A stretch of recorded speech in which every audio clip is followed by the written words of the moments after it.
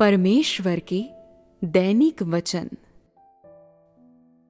मैंने पृथ्वी पर बहुत अधिक कार्य किया है और मैं बहुत वर्षों तक मानव जाति के बीच चला हूं। फिर भी लोगों को मेरे स्वरूप और स्वभाव का शायद ही कभी ज्ञान होता है, और कुछ ही लोग उस कार्य के बारे में बता सकते हैं जो मैं करता हूं।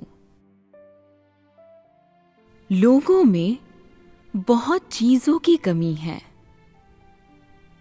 उनमें इस बात की समझ की कमी हमेशा रहती है कि मैं क्या करता हूं, और उनके दिल हमेशा सतर्क रहते हैं, मानो वे बहुत डरते हों कि मैं उन्हें किसी दूसरी स्थिति में डाल दूंगा और फिर उन पर कोई ध्यान नहीं दूंगा। इस प्रकार मेरे प्रति लोगों का रवैया हमेशा सतर्कता की एक बड़ी मात्रा के साथ बहुत उदासीन रहता है। इसका कारण ये है कि मैं जो कार्य करता हूं, लोग उसे समझे बिना वर्तमान तक आए हैं, और विशेषकर वे उन वचनों से चकित हैं जो मैं उनसे कहता हूं। वे मेरे वचनों को ये जाने बिना अपने हाथों में रखते हैं कि उन्हें इन पर अटल विश्वास करने के लिए खुद को प्रतिबद्ध करना चाहिए, या अनिर्णय का विकल्प चुनते हुए उन्हें भूल जाना चाहिए। वे नहीं जानते कि उन्हें इन शब्दों को अभ्यास में लाना चाहिए, या इंतजार करना और देखना चाहिए। उन्हें सब कुछ छोड़कर बहादुरी से अनुसरण करना चाहिए, या पहले की तरह दुनिया के साथ मित्रता जारी रखनी चाहिए। लोगों की आंतरिक दुनिया बहुत जटिल है और वे बहुत धूर्त हैं। चूंकि लोग मेरे वचनों को स्पष्ट या पूर्ण रूप से देख नहीं सकते, इसलिए उनमें से कई लोगों को अभ्यास करने में कष्ट होता है और अपना दिल मेरे सामने रखने में कठिनाई होती है। मैं तुम लोगों की कठिनाइयों को गहराई से समझता हूं। देह में रहते हुए कई कमजोरियां अपरिहार्य होती है, और कई वस्तुगत कारक तुम्हारे लिए कठिनाइयां पैदा करते हैं। तुम लोग अपने परिवार का पालन पोषण करते हो, अपने दिन कड़ी मेहनत में बिताते हो, और तुम्हारा समय कठिनाई से गुजरता है। देह में रहने में कई कठिनाइयां हैं, मैं इससे इनकार नहीं करता, और तुम लोगों से मेरी अपेक्षाएं निश्चित रूप से तुम्हारी कठिनाइयों के अनुसार है। मेरे कार्य की सभी अपेक्षाएं तुम्हारे वास्तविक आध्यात्मिक कद पर आधारित हैं। शायद अतीत में लोगों द्वारा अपने कार्य में तुम लोगों से की गई अपेक्षाएं अत्यधिकता के तत्वों से युक्त थी, लेकिन तुम लोगों को ये जान लेना चाहिए कि मैंने कभी भी अपने कहने और करने में तुम लोगों से अत्यधिक अपेक्षाएं नहीं की। मेरी समस्त अपेक्षाएं लोगों की प्रकृति, देह और उनकी जरूरतों पर आधारित है। तुम लोगों को पता होना चाहिए और मैं तुम लोगों को बहुत स्पष्ट रूप से बता सकता हूं कि मैं लोगों के सोचने के कुछ उचित तरीकों का विरोध नहीं करता और न मैं मनुष्य की मूल प्रकृति का विरोध ही करता हूं। ऐसा केवल इसलिए है क्योंकि लोग नहीं समझते कि मेरे द्वारा उनके लिए निर्धारित मानक वास्तव में क्या है, और न वे मेरे वचनों का मूल अर्थ ही समझते हैं। लोग अभी तक मेरे वचनों के बारे में संदेह से ग्रस्त हैं। यहां तक कि आधे से भी कम लोग मेरे वचनों पर विश्वास करते हैं। शेष लोग अविश्वासी हैं और ज्यादातर ऐसे हैं जो मुझे कहानियां कहते सुनना पसंद करते हैं। इतना ही नहीं, कई लोग ऐसे भी हैं जो इसे तमाशा समझकर इसका मजा लेते हैं। मैं तुम लोगों को सावधान करता हूं। मेरे बहुत से वचन उन लोगों के लिए प्रकट कर दिए गए हैं जो मुझ पर विश्वास करते हैं, और जो लोग राज्य के सुंदर दृश्य का आनंद तो लेते हैं लेकिन उसके दरवाजों के बाहर बंद है, वे मेरे द्वारा पहले ही मिटा दिए गए हैं। क्या तुम लोग बस मेरे द्वारा तिरस्कृत और अस्वीकृत मोट घास नहीं हो?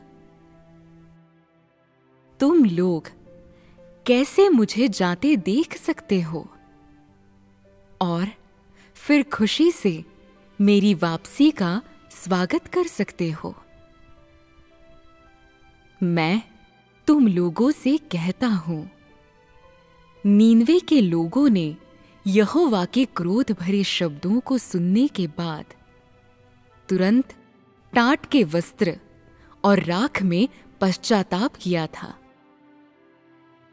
क्योंकि उन्होंने उसके वचनों पर विश्वास किया। इसलिए वे भय और खौफ से भर गए और इसलिए उन्होंने तुरंत टाट और राख में पश्चाताप किया। जहां तक आज के लोगों का संबंध है, हालांकि तुम लोग भी मेरे वचनों पर विश्वास करते हो, बल्कि इससे भी बढ़कर ये मानते हो कि आज एक बार फिर यहोवा तुम लोगों के बीच आ गया है। लेकिन तुम लोगों का रवैया सरासर श्रद्धाहीन है। मानो तुम लोग बस उस यीशु को देख रहे हो जो हजारों साल पहले यहूदिया में पैदा हुआ था और अब तुम्हारे बीच में उतर आया है। मैं गहराई से उस धोखेबाजी को समझता हूं जो तुम लोगों के दिल में मौजूद है। तुम में से अधिकतर लोग केवल जिज्ञासावश मेरा अनुसरण करते हैं और अपने खालीपन के कारण मेरी खोज में आए हैं। जब तुम लोगों की तीसरी इच्छा, एक शांतिपूर्ण और सुखी जीवन जीने की इच्छा टूट जाती है, तो तुम लोगों की जिज्ञासा भी बिखर जाती है। तुम लोगों में से प्रत्येक के दिल के भीतर मौजूद धोखाधड़ी तुम्हारे शब्दों और कर्मों के माध्यम से उजागर होती है। स्पष्ट कहूं तो तुम लोग मेरे बारे में केवल उत्सुक हो, मुझसे भयभीत नहीं हो। तुम लोग अपनी जीभ पर काबू नहीं रखते और अपने व्यवहार को तो और भी कम नियंत्रित करते हो। तो तुम लोगों का विश्वास आखिर कैसा है? क्या ये वास्तविक है? तुम लोग सिर्फ अपनी चिंताएं दूर करने और अपनी ऊब मिटाने के लिए अपने जीवन में मौजूद खालीपन को भरने के लिए मेरे वचनों का उपयोग करते हो। तुम लोगों में से किसने मेरे वचनों को अभ्यास में ढाला है? वास्तविक विश्वास किसे है? तुम लोग चिल्लाते रहते हो कि परमेश्वर ऐसा परमेश्वर है जो लोगों के दिलों में गहराई से देखता है, परंतु जिस परमेश्वर के बारे में तुम अपने दिलों में चिल्लाते रहते हो, उसकी मेरे साथ क्या अनुरूपता है? जब तुम लोग इस तरह चिल्लाते हो, तो फिर वैसे कार्य क्यों करते हो? क्या यही वो प्रेम है जो तुम लोग मुझे प्रतिफल में चुकाना चाहते हो? तुम्हारे होठों पर समर्पण की कोई छोटी मात्रा नहीं है, लेकिन फिर तुम लोगों के बलिदान और अच्छे कर्म कहाँ हैं? अगर तुम्हारे शब्द मेरे कानों तक न पहुंचते, तो मैं तुम लोगों से इतनी नफरत कैसे कर पाता? यदि तुम लोग वास्तव में मुझ पर विश्वास करते, तो तुम इस तरह के संकट में कैसे पड़ सकते थे? तुम लोगों के चेहरों पर ऐसे उदासी छा रही है मानो तुम अधोलोक में खड़े परीक्षण दे रहे हो। तुम लोगों के पास जीवन शक्ति का एक कण भी नहीं है और तुम अपनी आंतरिक आवाज के बारे में क्षीणता से बात कर रहे हो। यहां तक कि तुम शिकायत और धिक्कार से भी भरे हुए हो। मैं जो करता हूं उसमें तुम लोगों ने बहुत पहले ही अपना विश्वास खो दिया था, यहां तक कि तुम्हारा मूल विश्वास भी गायब हो गया है। इसलिए तुम अंत तक संभवतः कैसे अनुसरण कर सकते हो? ऐसी स्थिति में तुम लोगों को कैसे बचाया जा सकता है?